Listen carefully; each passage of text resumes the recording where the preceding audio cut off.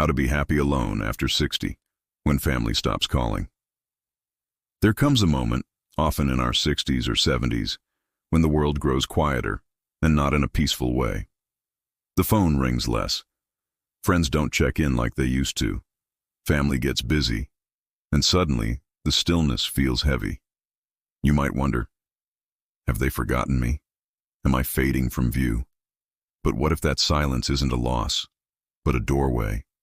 A doorway to rediscover the one person who's always been there. You. Not the role you played, not the expectations you met. You. Because the truth is, this quiet season isn't the end of connection. It's the beginning of reconnection. With your heart, with your purpose, with the rhythm of your own life. You are not invisible. You are not forgotten. And in this chapter, you have something rare. Space. And that space, it's not empty.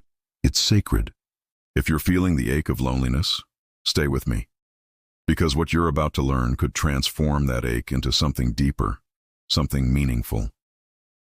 And before we begin, take a second to subscribe and join this community of wise, heartfelt souls navigating life after 60 with strength, softness, and truth. You belong here. Let's begin with the first truth. Solitude, when embraced with intention, is not the absence of life. It's where your most authentic life begins.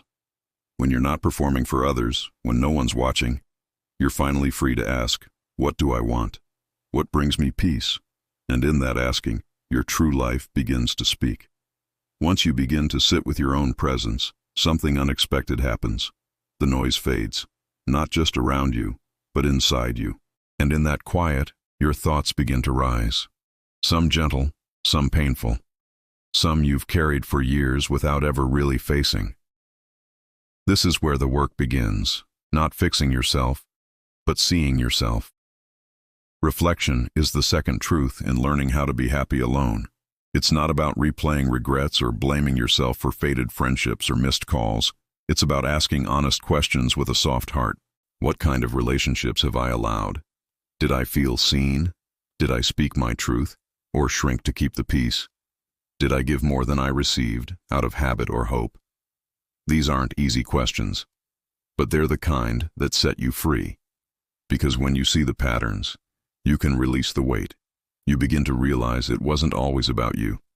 People grow apart, priorities change, but that doesn't mean you have less value. In fact, it means you now have the wisdom to create something better, beginning with the relationship you have with yourself. Take a moment. Listen to your inner voice, not the one shaped by guilt or comparison, but the one that has been waiting patiently to be heard. That voice will remind you, you're still growing, you're still learning, you still matter. And in this gentle reflection, you'll discover your next direction, not based on fear or loneliness, but on truth. After reflection comes the next step, one that quietly shifts everything. Action. Not the frantic kind, not distraction, not a to-do list, but action rooted in clarity, in choice, in meaning. You've listened to your own voice. You've honored your journey.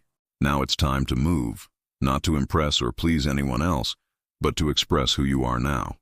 And that starts with purpose. Purpose doesn't need applause to matter. It doesn't have to look big. In fact, some of the most powerful purposes are the quietest ones. Watering your plants with care, writing down your memories, baking just because it brings you joy, teaching, mentoring, creating, without needing to explain why. You stop measuring your day by who calls or checks in, and instead by what you chose to create, contribute, or simply enjoy. And here's something science tells us. Older adults who live with purpose, not pressure, live longer, healthier, more vibrant lives. Your brain responds to meaning. Your body responds to motivation. You come alive in ways you thought were behind you. So start small.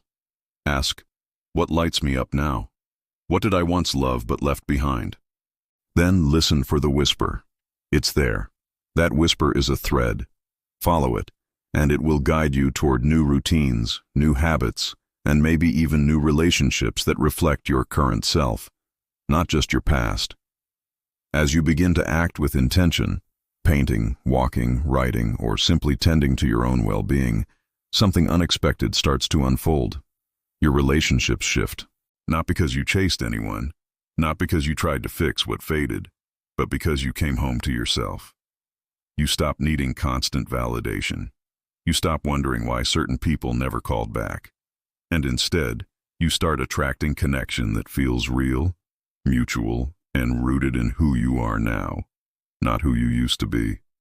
This is one of the greatest gifts of aging with awareness. You begin to recognize the difference between being needed and being valued. You stop settling for shallow. You start craving depth. And the people who meet you there, they may be few, but they're true. They listen. They respect. They show up not out of habit, but out of genuine care. This isn't about closing off. It's about opening your heart with wisdom, saying yes to conversations that inspire, and a quiet, confident no to those that drain. Let go of the old scorecards. How many friends, how many texts, how many invites. None of those define your worth.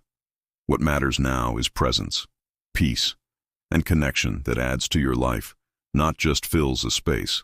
Because when you become whole in your solitude, you stop begging for love and start embodying it. And from that place, the right people find you, not to complete you, but to walk beside you. There comes a point, after the stillness, the reflection, the gentle action, and the deeper connections, when you finally see it. Happiness isn't something waiting for you out there. It's something you create, right here, in the small choices of each day. Not the kind of happiness that shouts, but the kind that hums quietly in your chest when you sit in the sun, write a sentence you didn't know was in you, or laugh at your own joke in the kitchen. You begin to realize this life, exactly as it is, holds beauty, not in spite of your age, your solitude, your scars, but because of them. And yes, some days will still feel heavy, some mornings quieter than you'd like. But now you have tools. You know how to return to yourself. You've built a foundation not on others' expectations, but on your truth. Ask yourself, what would bring me peace today? Then honor that.